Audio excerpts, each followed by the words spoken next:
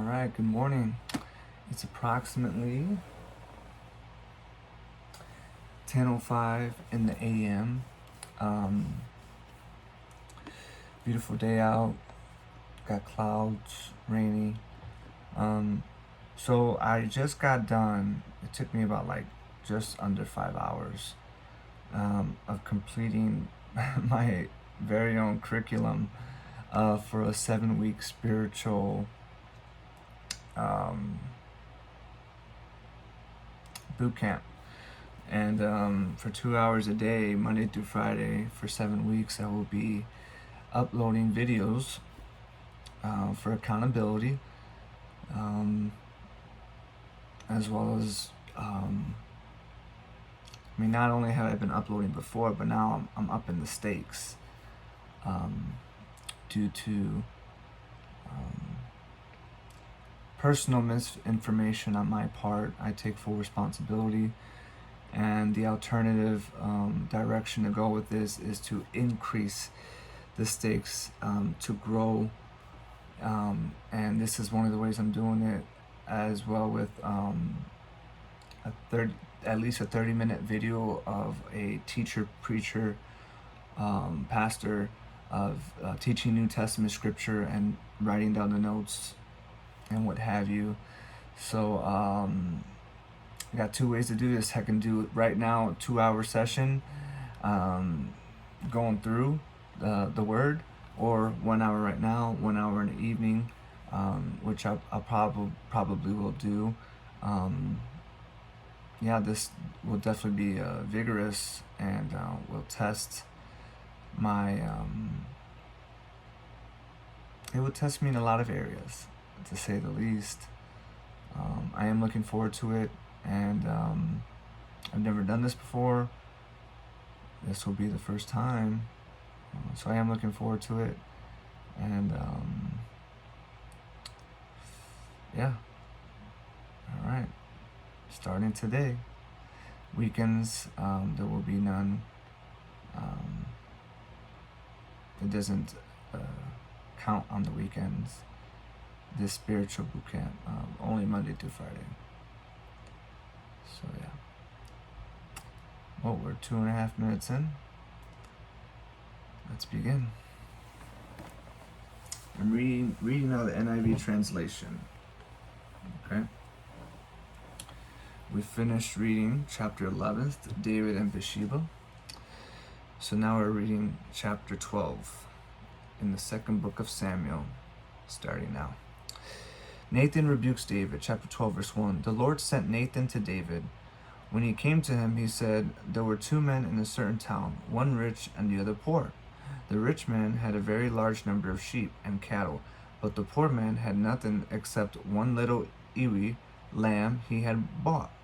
He raised it, and it grew up with him and his children.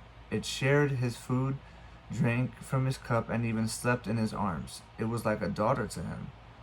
Verse 4. Now a traveler came to the rich man, but the rich man refrained from taking one of his own sheep or cattle to prepare a meal for the traveler who had come to him.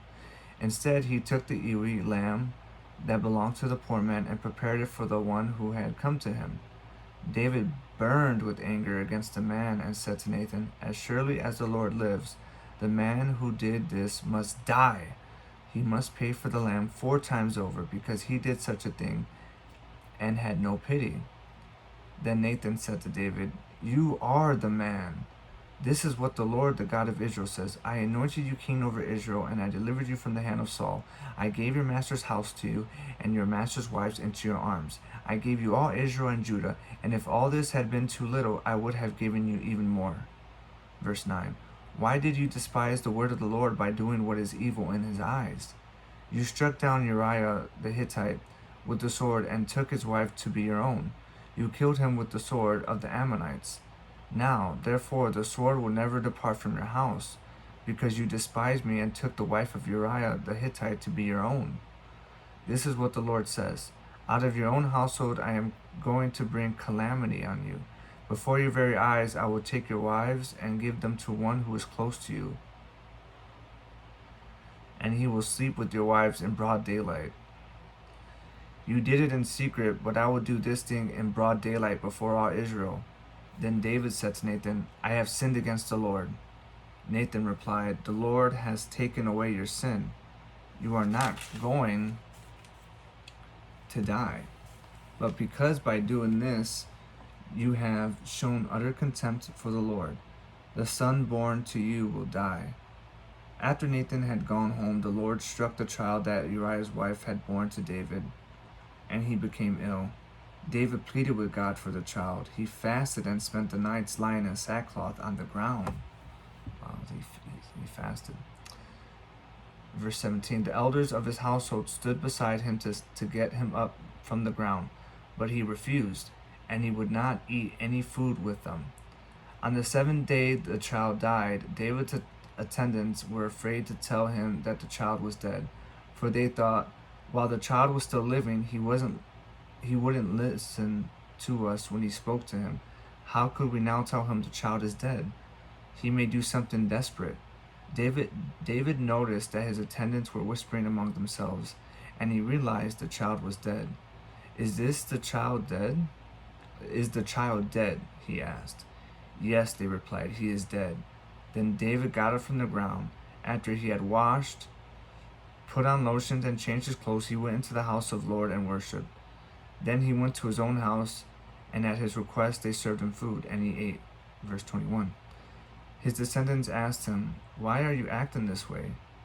While the child was alive, you fasted and wept, but now that the child is dead, you get up and eat." Very interesting. He answered, "While the child was still alive, I fasted and wept.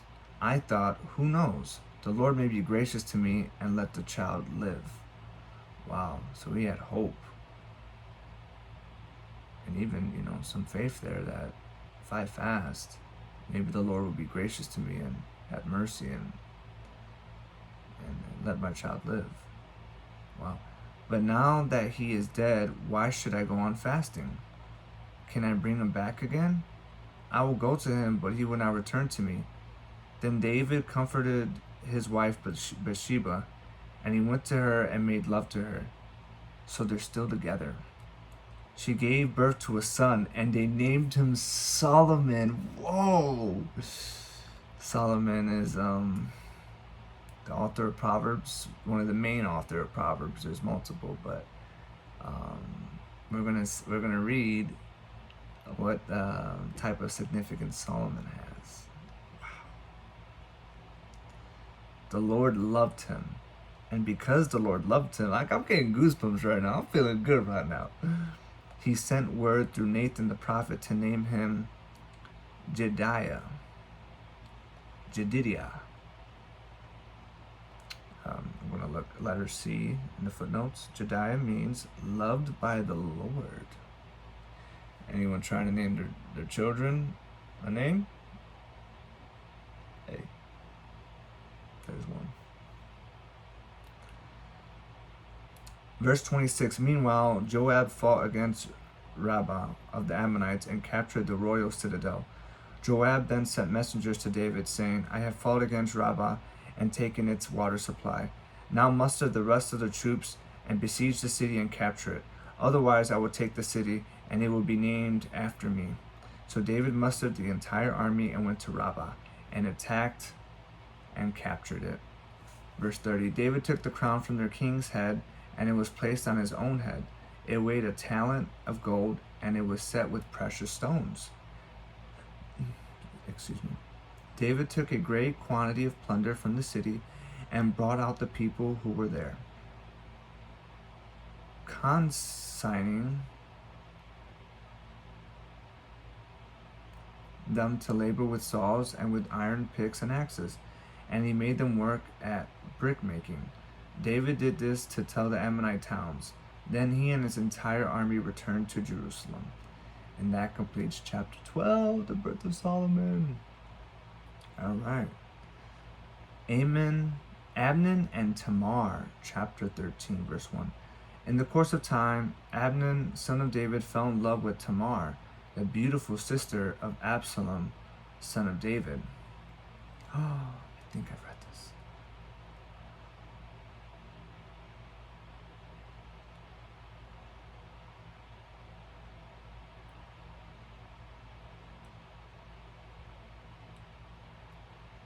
Abner became so obsessed with his sister Tamar that he made himself ill. She was a virgin, and it seemed impossible for him to do anything to her. Now Abner had an advisor named Jonadab, son of Shimea, David's brother. Jonadab was a very shrewd man. He asked Abner, "Why do you, the king's son, look so haggard morning after morning? Won't you tell me?" Abner said to him, "I'm in love with Tamar, my brother Absalom's sister."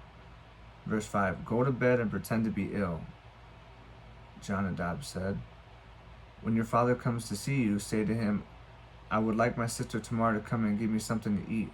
Let her prepare the food in my sight, so I may watch her and then eat it from her hand." So Abner lay down and pretended to be ill. When the king oh my gosh, he pretended to be ill. When the king came to see him, Abner said to him, "I would like my sister Tamar to come and make some special bread in my sight, so I may eat from her hand." David sent word to Tamar at the palace, "Go to the house of your brother Amnon and prepare some food for him." So Tamar went to the house of her brother Amnon, who was lying down. She took some dough, kneaded it, made the bread in his sight, and baked it. Then she took the pan and served him the bread, but he refused to eat. "Send everyone out of here," Amnon said. So everyone left him. Then Abner said to Tamar, "Bring the food here into my bedroom, so I may eat from your hand." And Tamar took the bread she had prepared and brought it to her brother Abner in his bedroom. But when she took it to him to eat, he grabbed her and said, "Come to bed with me, my sister." "No, my brother," she said to him. "Don't force me. Such a thing should not be done in Israel. Don't do this wicked thing. What about me? Where could I get rid of my disgrace? And what about you? You would be like one of the wicked fools in Israel. Please speak to the king. He will not keep me from being married to you." Verse 14, but he refused to listen to her, and since he was stronger than she, he raped her. Then Abner hated her with intense hatred. In fact, he hated her more than he had loved her. Abner said to her, "Get up and get out." "No," she said to him, "sending me away would be a greater wrong than what you have already done to me." But he refused to listen to her. He called his personal servant and said, "Get this woman out of my sight and bolt the door after her." So his servant put her out and bolted the door after her. She was wearing an ornate robe, for this was the kind of garment the virgin daughters of the king wore. Tamar put ashes on her head and tore the ornate robe she was wearing. She put her hands on her head and went away, weeping aloud as she went. Verse 20, her brother Absalom said to her, "Has that Amnon your brother been with you? Be quiet for now, my sister. He is your brother. Don't take this thing to heart." And Tamar lived in her brother Absalom's house, a desolate woman. Verse 21, when King David heard all this, he was furious. And Absalom never said a word to Amnon, either good or bad. He hated Amnon because he had disgraced his sister Tamar. Absalom kills Amnon. Verse 23. 2 years later, when Absalom's sheep shearers were at Baal Hazor, near the border of Ephraim, he invited all the king's sons to come there. Absalom went to the king and said, "Your servant has had shearers come. Will the king and his attendants please join me?" Verse 25, "No, my son," the king replied, "all of us should not go. We would only be a burden to you." Although Absalom urged him, he still refused to go, but gave him his blessing. Then Absalom said, "If not, please let my brother Amnon come with us." The king asked him, "Why should he go with you?" But Absalom urged him, so he sent with him Amnon and the rest of the king's sons. Absalom ordered his men, "Listen, when Amnon is in high spirits from drinking wine, and I say to you, 'Strike Amnon down,' Then kill him. Don't be afraid. Haven't I given you this order? Be strong and brave. So Absalom's men did to Abner what Absalom had ordered. Then all the king's sons got up, mounted their mules, and fled. Verse 30. While they were on their way, the report came to David, Absalom has struck down all the king's sons, not one of them is left. The king stood up, tore his clothes, and lay down on the ground, and all his attendants stood by with their clothes torn. But Jonadab, son of Shemaiah, David's brother, said, My lord should not think that they killed all the princes. Only Abner is dead. This has been Absalom's express intention ever since the day Abner raped his sister Tamar. My lord the king should not be concerned about the report that all the king's sons are dead. Only Abner is dead. Verse 34. Meanwhile, Absalom had fled. Now the man standing watch looked up and saw many people on the road west of him, coming down the side of the hill. The watchman went and told the king, I see men in the direction of Horonaim, on the side of the hill. Jonadab said to the king, See, the king's son has come. It has happened just as your servant said. As he finished speaking, the king's sons came in, wailing loudly. The king too and all his attendants wept bitterly, very bitterly. Absalom fled and went to Talmai, son of Ammihud, the king of Geshur. But King David mourned many days for his son. But after Absalom fled and went to Geshur, he stayed there 3 years, and King David longed to go to Absalom, for he was consoled concerning Abner's death. Wow, that completes chapter 13.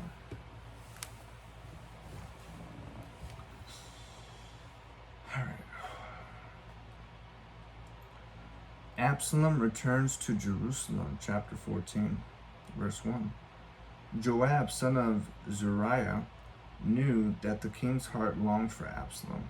So Joab sent someone to Tekoa and had a wise woman brought from there. He said to her, Pretend you are in mourning. Dress in mourning clothes and don't use any cosmetic lotions. Act like a woman who has spent many days grieving for the dead. Then go to the king and speak these words to him. And Joab put the words in her mouth. When the woman from Tekoa went to the king, she fell with her face to the ground to pay him honor. And she said, Help me, your majesty. The king asked her, What is troubling you? She said, I am a widow. My husband is dead.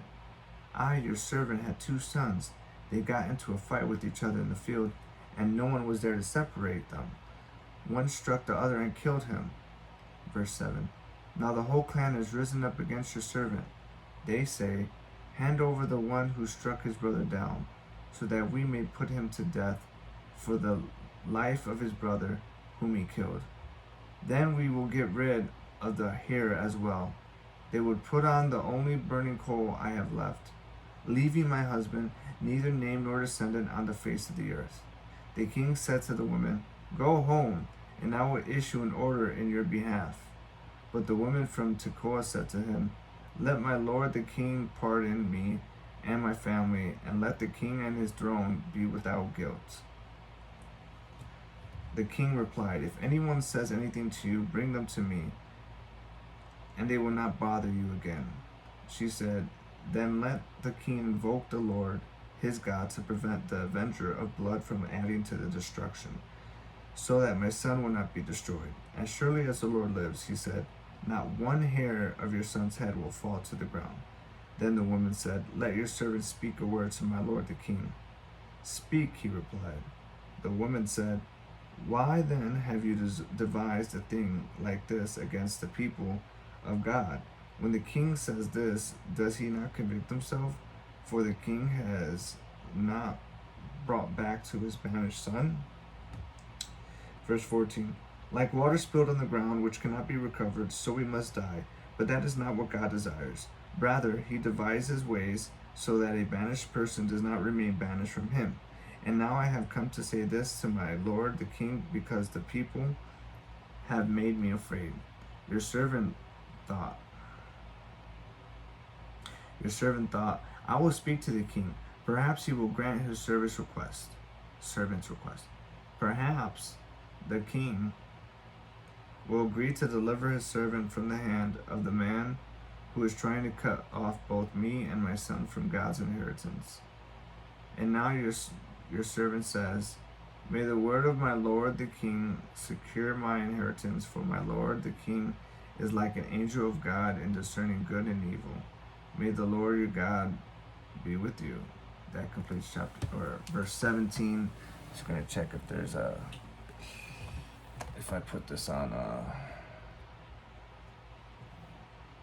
do not disturb. Yes, I did. I don't want this video going. Restarting. Okay.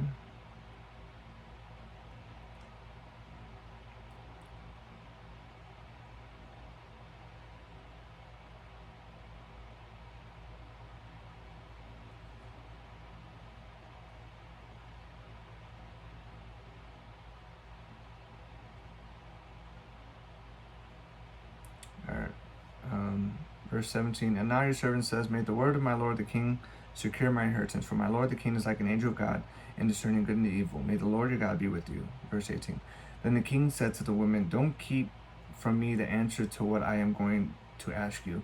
Let my lord the king speak, the woman said. The king asked, isn't the hand of Joab with you in all this?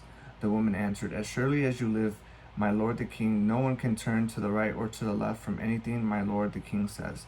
Yes, it was your servant Joab who instructed me to do this, and who put all these words into the mouth of your servant. Your servant Job did this to change the present situation. My Lord has wisdom like that of an angel of God. He knows everything that happens in the land. The king said to Joab, very well, I will do it. Go bring back the young man, Absalom. Joab fell with his face to the ground to pay him honor, and he blessed the king. Joab said, tell your servant, today your servant knows that he has found favor in your eyes, my lord the king, because the king has granted his servant's request. Then Joab went to Geshur and brought Absalom back to Jerusalem. But the king said, he must go to his own house.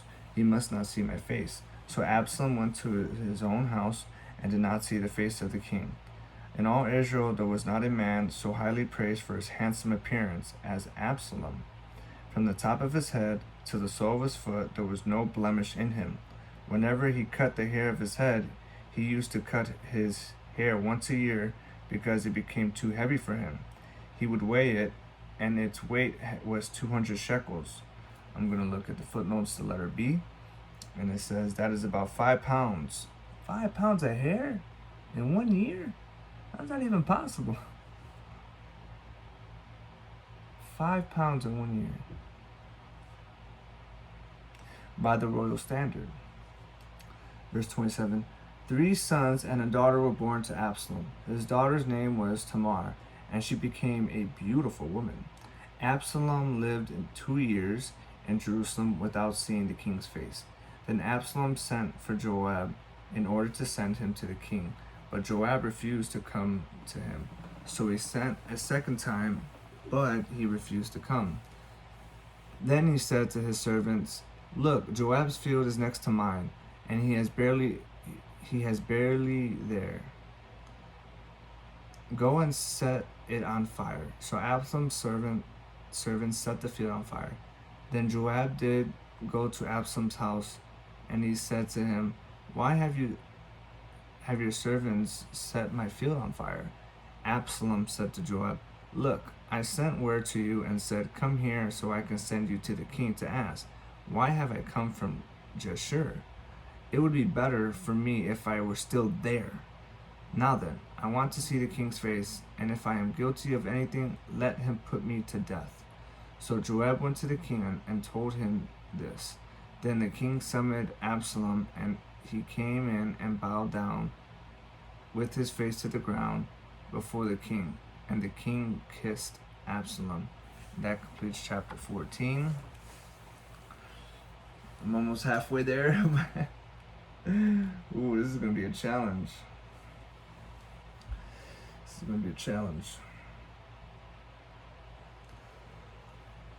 Slight break. Slight break.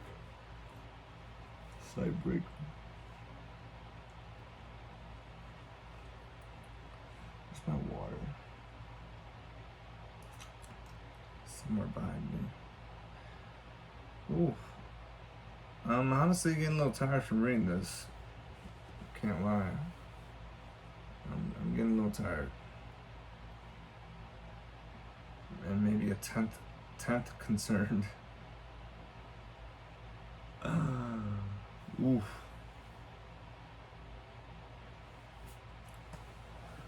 But I need to do this. I must. I will. Absalom's conspiracy, chapter 15.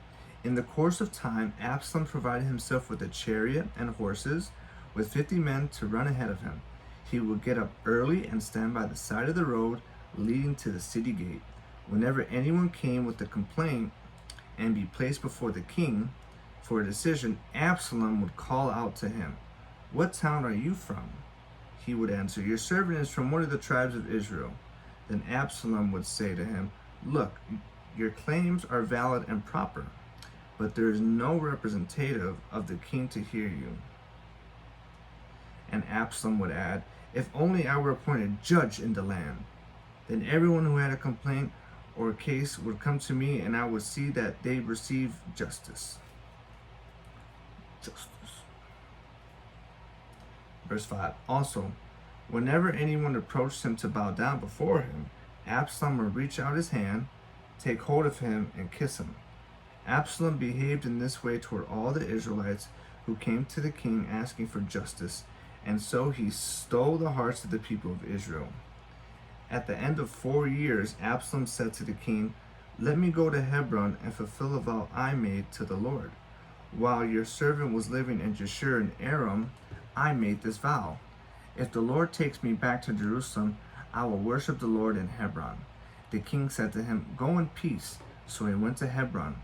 Then Absalom sent secret messengers throughout the tribes of Israel to say, "As soon as you hear the sound of the trumpets, then say, 'Absalom is king in Hebron.'" 200 men from Jerusalem had accompanied Absalom. They had been invited as guests and went quite innocently, knowing nothing about the matter. While Absalom was offering sacrifices, he also sent for Ahithophel the Gilonite, David's counselor, to come from Giloah, his hometown. And so the conspiracy gained strength, and Absalom's following kept on increasing. David flees. Verse 13. A messenger came and told David, "The hearts of the people of Israel are with Absalom." Then David said to all his officials who were with him in Jerusalem, "Come, we must flee, or none of us will escape from Absalom. We must leave immediately, or he will move quickly to overtake us and bring ruin on us and put the city to the sword." The king's officials answered him, "Your servants are ready to do whatever our lord the king chooses." The king set out with his entire household following him, but he left 10 concubines to take care of the palace. So the king set out with all the people following him, and they halted at the edge of the city. All his men marched past him, along with all the Kerethites and Pelethites, and all the 600 Gettites who had accompanied him from Gath marched before the king. Verse 19. Then the king said to Ittai the Gittite, "Why should you come along with us? Go back and stay with King Absalom. You are a foreigner, an exile from your homeland. You came only yesterday, and today I shall make you wander about with us, when I do not know where I am going. Go back and take your people with you.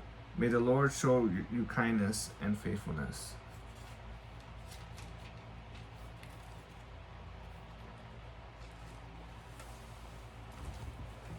All right, half hour in. Okay, halfway done. Come on. But Ittai replied to the king, "As surely as the Lord lives, and as my lord the king lives, wherever my lord the king may be, whether it means life or death, there will your servant be. David said to Ittai, go ahead, march on. So Ittai the Gittite marched on with all his men and the families that were with him.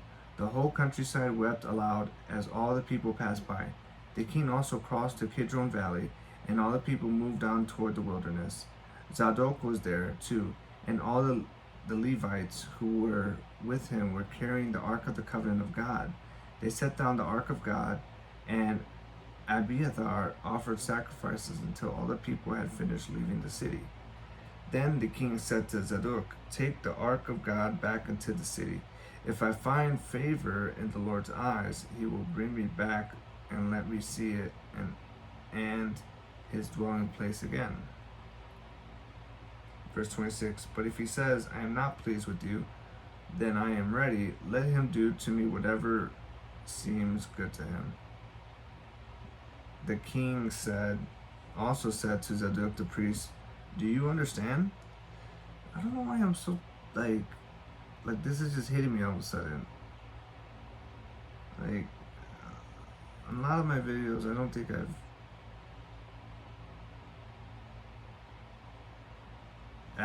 been like this. Maybe it's just the thought of doing these now. It's getting me tired. I don't know. It's weird. Verse 27, the king also said to Zadok the priest, do you understand? Go back to the city with my blessing. Take your son Ahimaaz with you, and also Abiathar's son Jonathan. You and Abiathar return with your 2 sons. I will wait at the fords in the wilderness until word comes from you to inform me. So Zadok and Abiathar took the Ark of God back to Jerusalem and stayed there. Verse 30, but David continued up the Mount of Olives, weeping as he went. His head was covered, and he was barefoot. All the people with him covered their heads too, and were weeping as they went up. Now David had been told, Ahithophel is among the conspirators with Absalom. So David prayed, Lord, turn Ahithophel's counsel into foolishness. When David arrived at the summit where people used to worship God, Hushai the Archite was there to meet him, and his robe torn and dust on his head. David said to him, if you go with me, you will be a burden to me. But if you return to the city and say to Absalom, your majesty, I will be your servant. I was your father's servant in the past, but now I will be your servant. And then you can help me by frustrating Ahithophel's advice. Verse 35, won't the priests Zadok and Abiathar be there with you? Tell them anything you hear in the king's palace. Their 2 sons, Ahimaaz, son of Zadok, and Jonathan, son of Abiathar, are there with them. Send them to me with anything you hear. So Hushai, David's confidant, arrived at Jerusalem, and Absalom was entering the city. That completes chapter 15.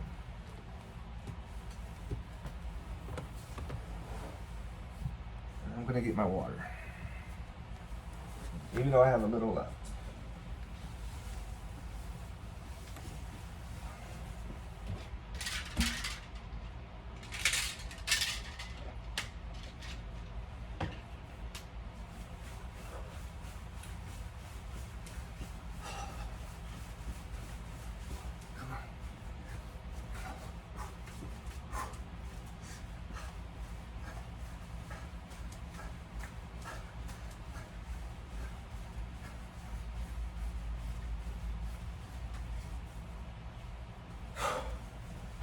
Wake up.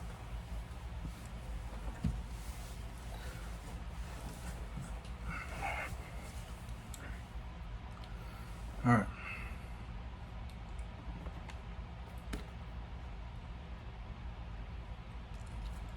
Chapter 16, David and Ziba.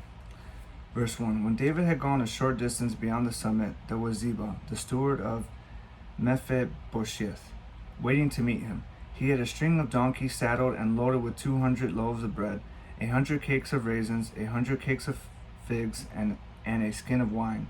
The king asked Ziba, why have you brought these? Ziba answered, "The donkeys are for the king's household to ride on. The bread and fruit are for the men to eat, and the wine is to refresh those who become exhausted in the wilderness." The king then asked, "Where is your master's grandson?" Ziba said to him, "He is staying in Jerusalem because he thinks, 'Today the Israelites will restore to me my grandfather's kingdom.'" Then the king said to Ziba, "All that belonged to Mephibosheth is now yours." "I humbly bow," Ziba said. May I find favor in your eyes, my lord the king." Shimei curses David. Verse 5. As King David approached Bahurim, a man from the same clan as Saul's family came out from there. His name was Shimei, son of Gera, and he cursed as he came out. He pelted David and all the king's officials with stones. Though all the troops and the special guard were on David's right and left, as he cursed, Shimei said, get out, you murderer, you scoundrel! The Lord has repaid you for all the blood you shed in the household of Saul, in whose place you have reigned. The Lord has given the kingdom into the hands of your son Absalom. You have come to ruin because you are a murderer." Then Abishai, son of Zeruiah, said to the king, "Why should this dead dog curse my lord the king? Let me go over and cut off his head." Verse 10. But the king said, "What does this have to do with you, you sons of Zeruiah? If he is cursing because the Lord said to him, 'Curse David,' who can ask, 'Why do you do this?'" David then said to Abishai and all his officials, "My son, my own flesh and blood, is trying to kill me. How much more than this Benjamite? Leave him alone. Let him curse, for the Lord has told him to. It may be that the Lord will look upon my misery and restore to me his covenant blessing instead of his curse today." So David and his men continued along the road while Shimei was going along the hillside opposite him, cursing as he went and throwing stones at him and showering him with dirt. The king and all the people with him arrived at their destination, exhausted, and there he refreshed himself. The advice of Ahithophel and Hushai. Verse 15. Meanwhile, Absalom and all the men of Israel came to Jerusalem, and Ahithophel was with them. Then Hushai the Archite, David's confidant, went to Absalom and said to him, "Long live the king! Long live the king!" Absalom said to Hushai, "So this is the love you show your friend? If he's your friend, why didn't you go with him?" Hushai said to Absalom, "No, the one chosen by the Lord, by these people and by all the men of Israel, his I will be, and I will remain with him. Furthermore, whom should I serve? Should I not serve the son? Just as I served your father, so I will serve you." Verse 20. Absalom said to Ahithophel, "Give us your advice. What should we do?" Ahithophel answered, "Sleep with your father's concubines, whom he left to take care of the place. Then all Israel will hear that you have made yourself obnoxious to your father, and the hands of everyone with you. You will be more resolute." So they pitched a tent for Absalom on the roof, and he slept with his father's concubines in the sight of all Israel. Verse 23. Now in those days the advice Ahithophel gave was like that of one who inquires of God. That was how both David and Absalom regarded all of Ahithophel's advice. And that completes chapter 16. I'm going to get up and maybe do like a jumpy chapter 2.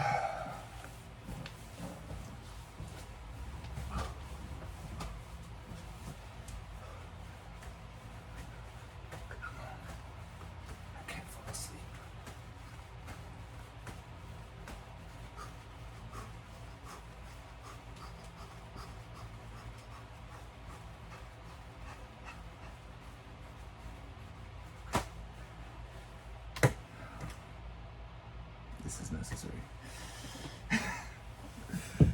Oh. All right. almost done. Okay. Chapter 17.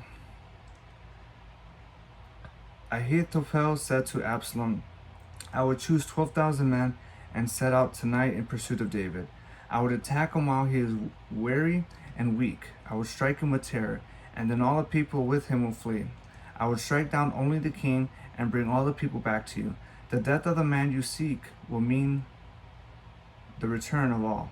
All the people will be unharmed. This plan seemed good to Absalom and to all the elders of Israel. But Absalom said, Summon also Hushai the Archite, so we can hear what he has to say as well. When Hushai came to him, Absalom said, Ahithophel has given this advice. Should we do what he says? If not, give us your opinion. Verse 7. Hushai replied to Absalom, The advice Ahithophel has given is not good this time. You know your father and his men. They are fighters, and as fierce as a wild bear robbed of her cubs. Besides, your father is an experienced fighter. He will not spend the night with the troops. Even now, he is hidden in a cave or some other place. If he should attack your troops first, whoever hears about it will say, There has been a slaughter among the troops who follow Absalom. Then even the bravest soldier, whose heart is like the heart of a lion, will melt with fear. For all Israel knows that your father is a fighter, and that those with him are brave. So I advise you, let all Israel from Dan to Beersheba, as numerous as the sand on the seashore, be gathered to you, with you yourself leading them into battle. Then we will attack him wherever he may be found, and we will fall on him as dew settles on the ground. Neither he nor any of his men will be left alive. Verse 13.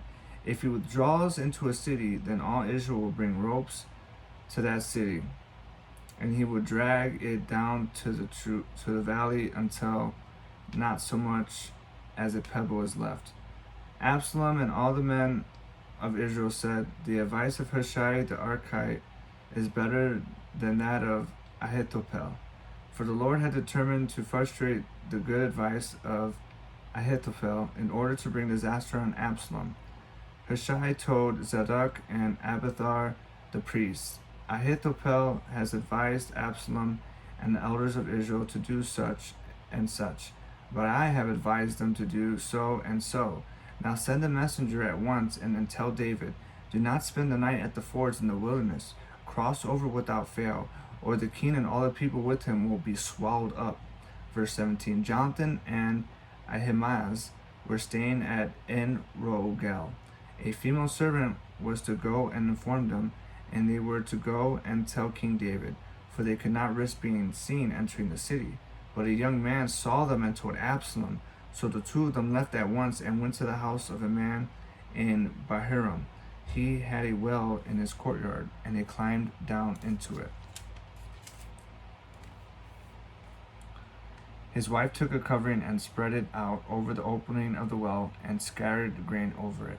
No one knew anything about it. When Absalom's men came to the woman at the house, they asked, Where are Ahimaaz and Jonathan? The woman answered them, They crossed over the brook. Letter A. They passed by the sheep pen toward the water.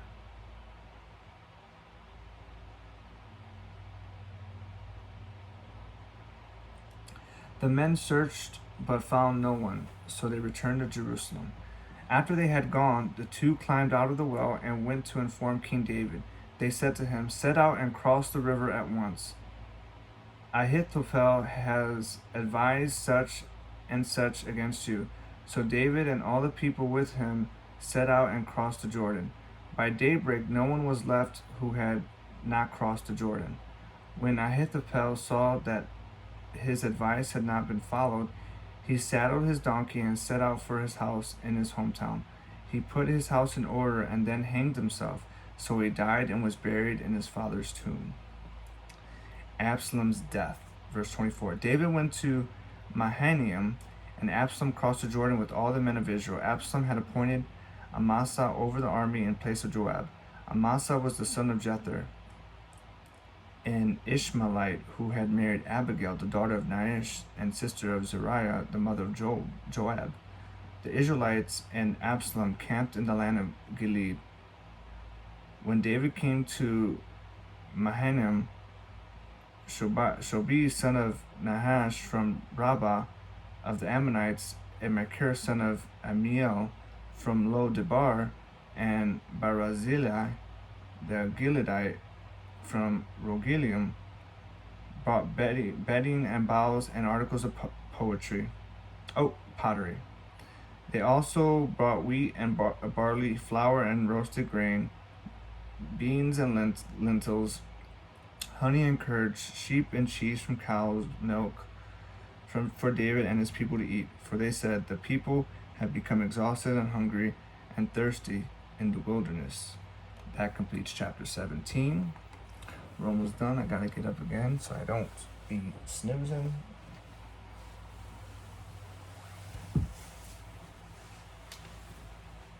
Do some squats. 5. 1, 2, 3, 4, 5.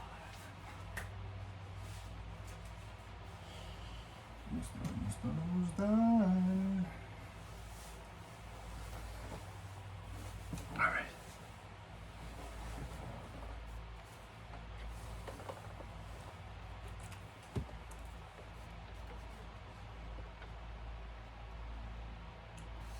Chapter 18.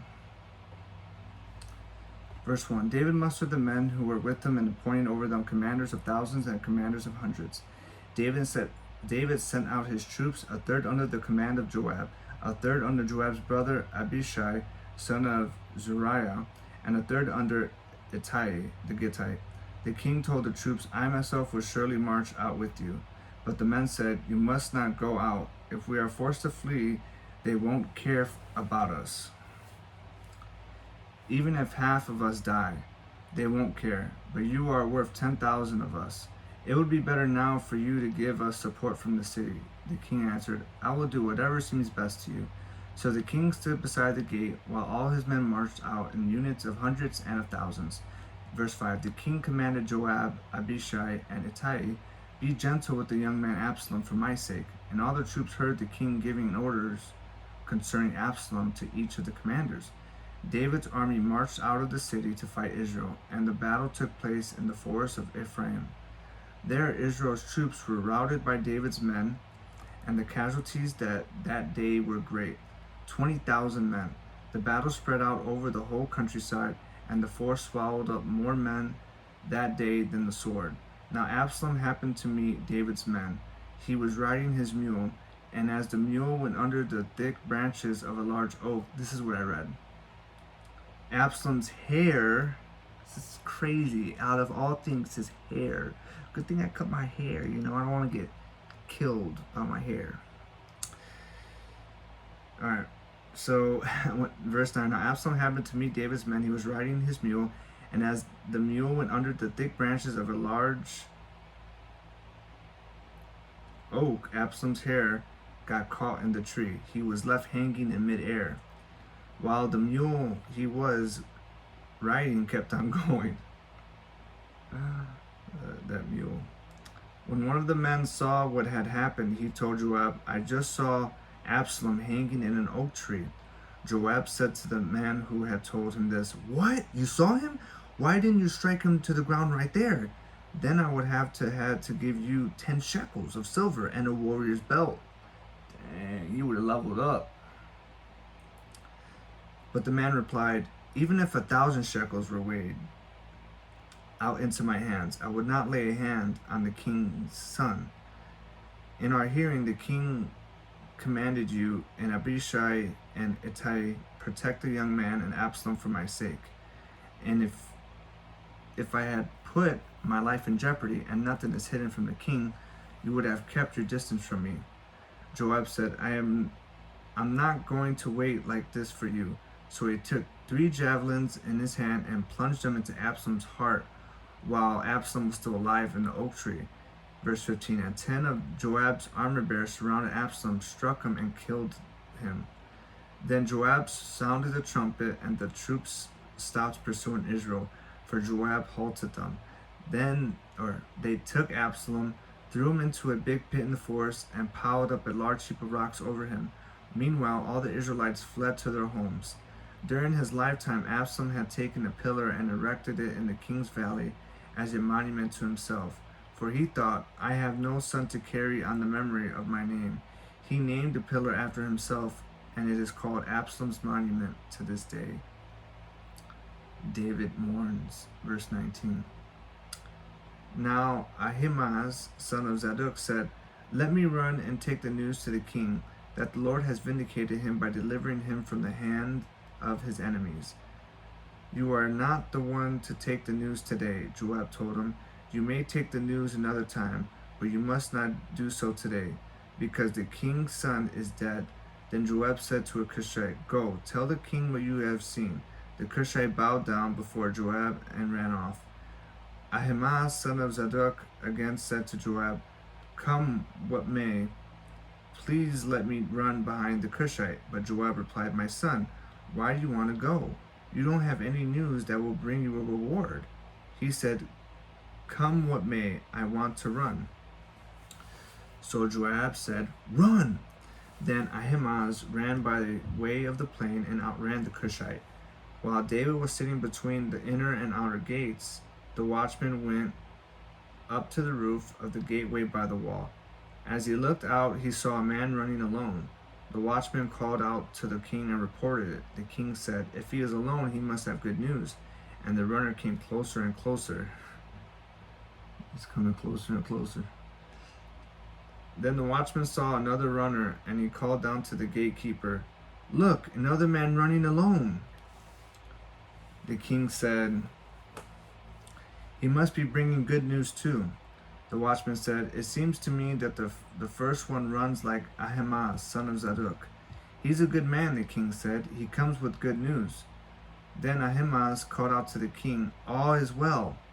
He bowed down before the king with his face to the ground and said, Praise be to the Lord your God. He has delivered up those who lifted their hands against my lord the king. The king asked, Is the young man Absalom safe? Ahimaaz answered, I saw great confusion just as Joab was about to send the king's servant and me. Your servant, but I don't know what it was. The king said, Stand aside and wait here. So he stepped aside and stood there. Then the Cushite arrived and said, My lord the king, hear the good news. The Lord has vindicated you today by delivering you from the hand of all who rose up against you. The king asked the Cushite, Is the young man Absalom safe? The Cushite replied, May the enemies of my lord the king and all who rise up to harm you may be like that young man. Verse 33. The king was shaken. He went up to the room over the gateway and wept. As he went, he said, Oh, my son Absalom, my son Absalom. If only I had died instead of you. Oh, Absalom, my son, my son. Letter C. In Hebrew text, this verse 1833 is numbered 19:1. That completes chapter 18. All right, I think we got one more chapter in us. We're 53 minutes in. All right, let's do it. Chapter 19, verse 1. Joab was told, The king is weeping and mourning for Absalom, and for the whole army. The victory that day was turned into mourning, because on that day the troops heard it said, The king is grieving for his son. The men stole into the city that day as men steal and who are ashamed when they flee from battle. The king covered his face and cried aloud, Oh, my son Absalom! Oh, Absalom, my son, my son! Then Joab went into the house to the king and said, Today you have humiliated all your men who have just saved your life and the lives of your sons and daughters and the lives of your wives and concubines. You love those who hate you and hate those who love you. You have made it clear today that the commanders and their men mean nothing to you. I see that you would be pleased if Absalom were alive today and all of us were dead. Verse 7. Now go out and encourage your men. I swear by the Lord that if you don't go out, not a man will be left with you by nightfall. This will be worse for you than all the calamities that have come on you from your youth till now. So the king got up and took his seat in the gateway, When the men were told, the king is sitting in the gateway, they all came before him. Meanwhile, the Israelites had fled to their homes. David returns to Jerusalem. Verse 9. Throughout the tribes of Israel, all the people were arguing among themselves, saying, "The king delivered us from the hand of our enemies. He is the one who rescued us from the hand of the Philistines. But now he has fled the country to escape from Absalom. And Absalom, whom we anointed to rule over us, has died in battle. So why do you say nothing about bringing the king back?" King David sent this message to Zadok and Abiathar, the priest. "Ask the elders of Judah, why should you be the last to bring the king back to his palace, since what is being said throughout Israel has reached the king at his quarters? You are my relatives, my own flesh and blood. So why should you be the last to bring back the king?" And say to Amasa, "Are you not my own flesh and blood? May God deal with me, be it ever so severely, if you are not the commander of my army for life in place of Joab." He went over the hearts of the men of Judah, so they were all of one mind. They sent word to the king, "Return and all your men." Then the king returned and went as far as the Jordan. Now the men of Judah had come to Gilgal to go out and meet the king and bring him across the Jordan. Verse 16. Shimei, son of Gera the Benjamite from Bahurim, hurried down with the men of Judah to meet King David. With him were 1,000 Benjamites, along with Ziba, the steward of Saul's household, and his 15 sons and 20 servants. They rushed to the Jordan where the king was. They crossed at the ford to take the king's household over and to do whatever he wished. When Shimei, son of Gera, crossed the Jordan, he fell prostrate before the king and said to him, "May my lord not hold me guilty. Do not remember how your servant did wrong on the day my lord the king left Jerusalem. May the king put it out of his mind, for I, your servant, know that I have sinned. But today I have come here as the first from the tribes of Joseph to come down and meet my lord the king." Verse 21. Then Abishai, son of Zeruiah, said, "Shouldn't Shimei be put to death for this? He cursed the Lord's anointed." David replied, "What does this have to do with you, you sons of Zeruiah? What right do you have to interfere? Should anyone be put to death in Israel today? Don't I know that today I am king over Israel?" So the king said to Shimei, "You shall not die," and the king promised him an oath. Mephibosheth, Saul's grandson, also went down to meet the king. He had not taken care of his feet or trimmed his mustache or washed his clothes from the day the king left until the day he returned safely. When he came from Jerusalem to meet the king asked him, "Why didn't you go with me, Mephibosheth?" He said, "My lord the king, since I your servant, am lame, I said, I will have my donkey saddled and will ride on it, so I can go with the king. But Ziba, my servant, betrayed me, and he has slandered your servant to my lord the king. My lord the king is like an angel of God, so do whatever you wish." Verse 28. All my grandfather's descendants deserve nothing but death from my lord the king. But you gave your servant a place among those who eat at your table. So what right do I have to make any more appeals to the king? The king said to him, "Why say more? I ordered you and Ziba to divide the land." Mephibosheth said to the king, "Let him take everything. Now that my lord the king has returned home safely." Barzillai the Gileadite also came down from Rogelim to cross the Jordan with the king and to send him on his way from there. Now Barzillai was very old, 80 years of age. He had provided for the king during his stay in Mahanaim, for he was a very wealthy man. Verse 33, the king said to Barzillai, "Cross over with me and stay with me in Jerusalem, and I will provide for you." But Barzillai answered the king, "How many more years will I have that I should go up to Jerusalem with the king? I am now 80 years old. Can I tell the difference between what is enjoyable and what is not? Can your servant taste what he eats and drinks? Can I still hear the voices of male and female singers? Why should your servant be an added burden to my lord the king? Your servant will cross over the Jordan with the king for a short distance, But why should the king reward me in this way? Let your servant return, that I may die in my own town near the tomb of my father and mother. But here is your servant Kimham. Let him cross over with my lord the king. Do for him whatever you wish. The king said, Kimham shall cross over with me, and I will do for him whatever you wish, and anything you desire from me I will do for you.